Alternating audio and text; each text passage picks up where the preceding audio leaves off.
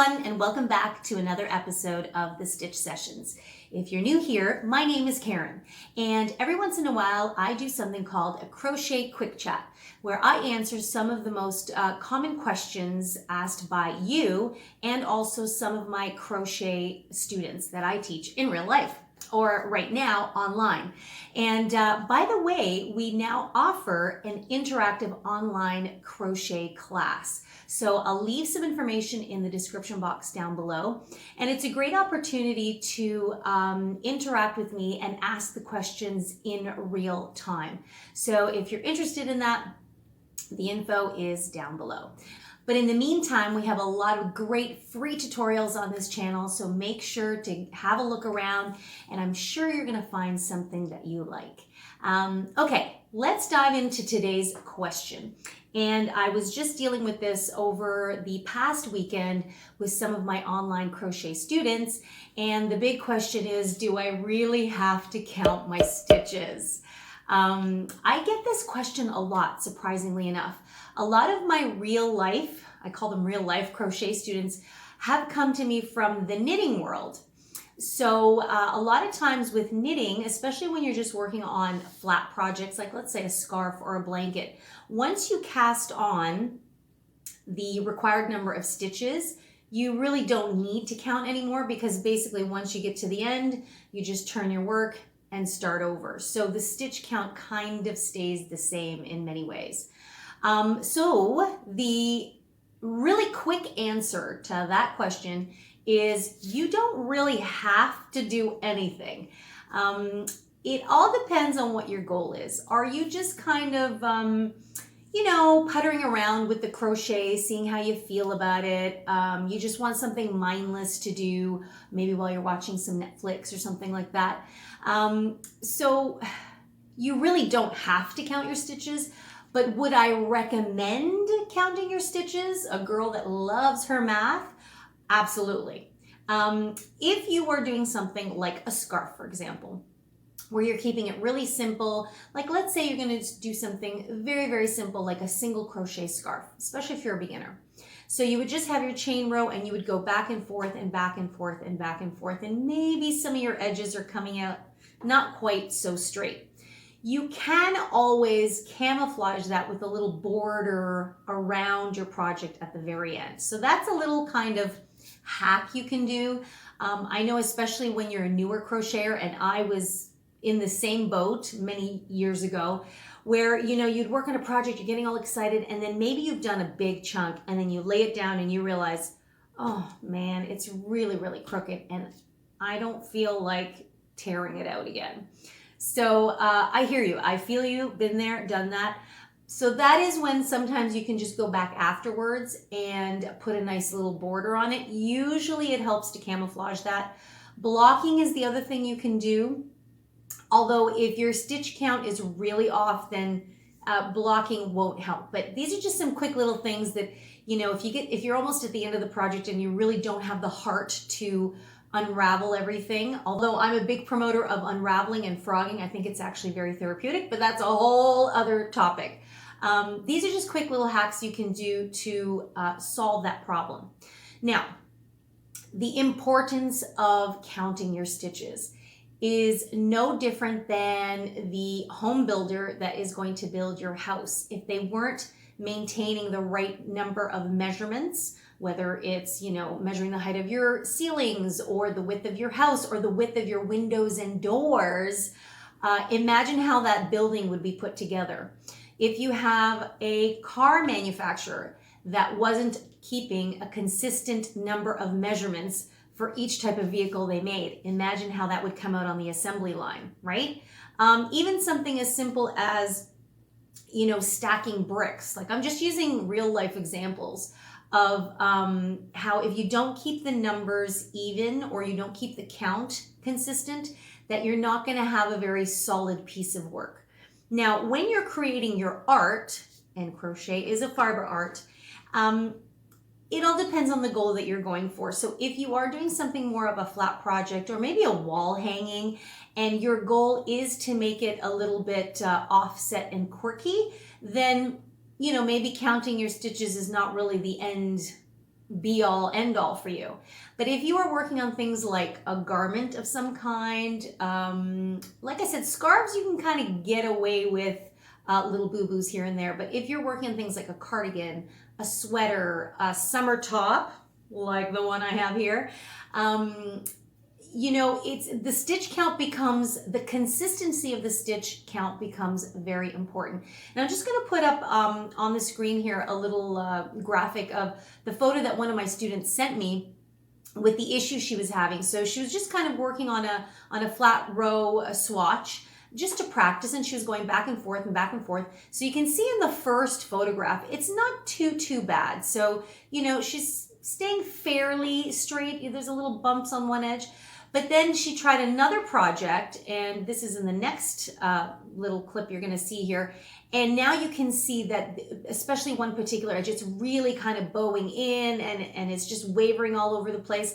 And that is consistent with someone that's dropped stitches. So what does that mean? A lot of times in our work, when we're working on rows and we're going back and forth, let's say we're using double crochet stitches and you're making something simple like a scarf.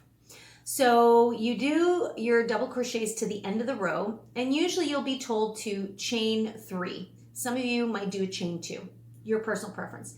You're told to chain 3 and turn your work.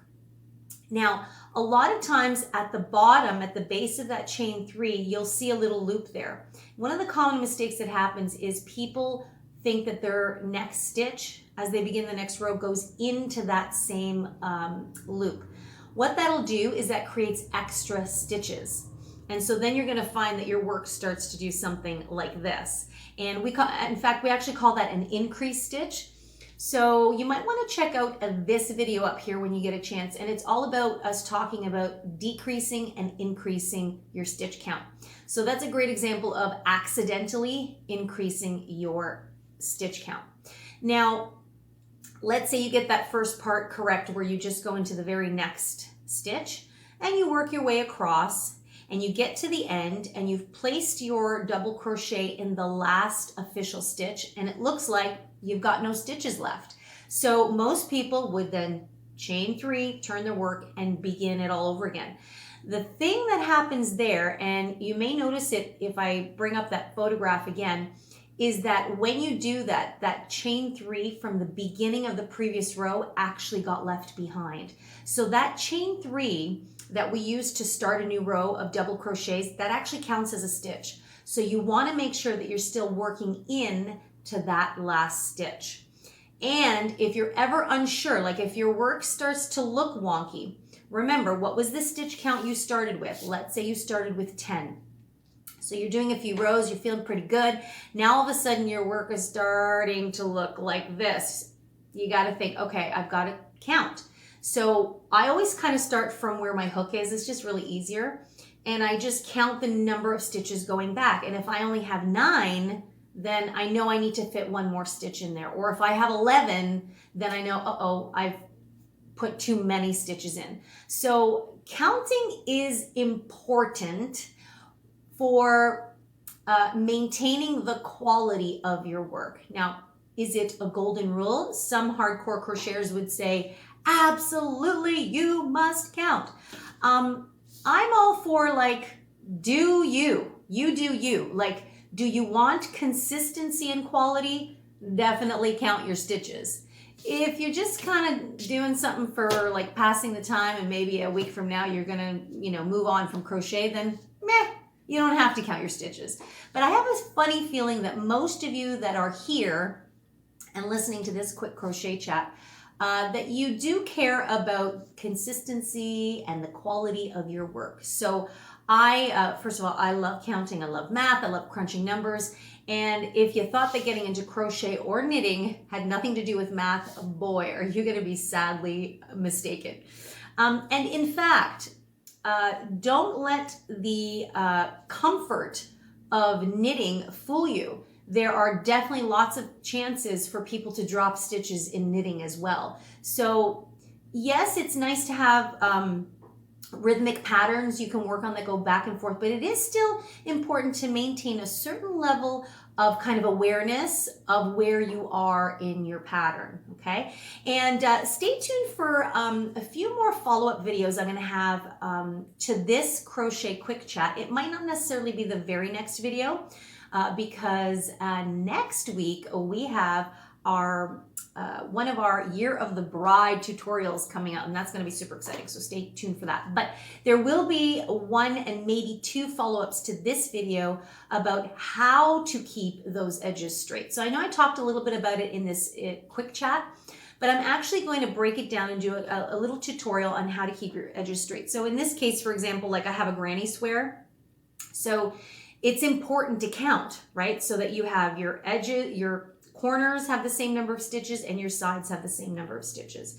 So what I'm going to do in that tutorial though is I'm just going to talk about the example I used in this Crochet Quick Chat about just, you know, simple flat projects going back and forth and making sure not to miss that chain 3 from the previous row and not to insert extra stitches into the first stitch. Now, before that video comes out, there is another great resource you can look into, and it's this video here on identifying the different parts of your stitch. This will go a long way to help you keep consistent stitch counts as well. So those are two good references to check out for that next video.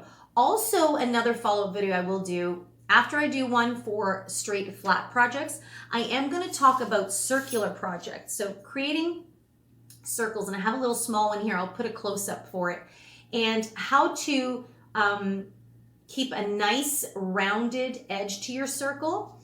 So there I've, you know, and this is because I kept a consistent stitch count, right? And then I have another circle here that I did where I didn't keep a consistent stitch count. So it's looking a bit wobbly. Again, I'll put a close-up of this on the camera there. But you can really see that the circular shape has really been compromised. So again, really, it is super important to count your stitches. I can't stress that enough. I know some of my crochet students are watching. Sorry. I'm a big fan of counting, and you are just going to love it. I mean, I know it sounds very dramatic for crochet, but you know, when I was a new crocheter, like I just wanted to kind of get through the project. I wanted to see it get built. So, you know, I did things like, yeah, I don't want to rip it all out. I'll just kind of do a border. But once I understood the concept of just making sure that that last stitch and the first stitch stay really consistent, it just really made it such a joy to see how the work takes its own shape. And when you have those nice straight edges, oh, it is such crochet euphoria, if I can be so dramatic. Friends that know me know I'm a bit of a drama queen. Anyway, I hope that answered the question as to whether or not do you really need to count your stitches. The question you should really ask yourself is, what is important to you? Is the quality and consistency of your work important? And if the answer is yes, then the answer to the stitch count question is yes. Okay, guys, I'm going to leave it there for today's Crochet Quick Chat. I hope you found that useful and helpful. And if you have any friends that may find this useful and helpful, please do share it. And if you're liking these quick chat topics, give me a thumbs up so that I know I'm on the right track with the type of material that you want me to touch on. And don't forget, if you would like to take part in any of our online interactive crochet classes, check out that link in the description box down below, and we'd love to have you. You know, you can always find me also on Instagram at The Stitch Sessions. Please share your work with me. I would love to see what you guys come up with. And I actually want to give a quick shout out to Martha.